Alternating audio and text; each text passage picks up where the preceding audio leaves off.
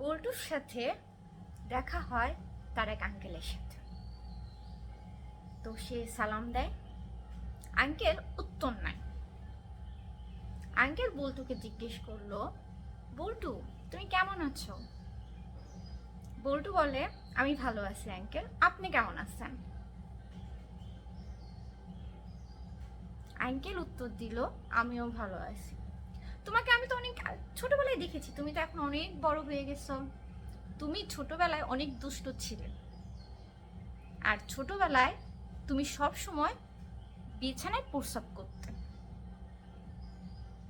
আর এখন তুমি কত বড় হয়ে গেছো। বল্টু আঙ্কেলকে উত্তর দেয়, জি আঙ্কেল, আমি এখন অনেক বড় হয়ে গেছি। আপনার সাথে তো অনেক দিন পরে দেখা, আপনি তো আর এখন আমাদের বাসায় যান না।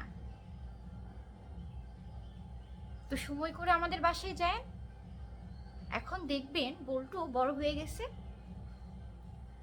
আর এখন বিছানায় প্রস্রাব না করে বল্টু এখন বাথরুমে প্রস্রাব করে। তার এই উত্তর শুনে আঙ্কেল তো অবাক।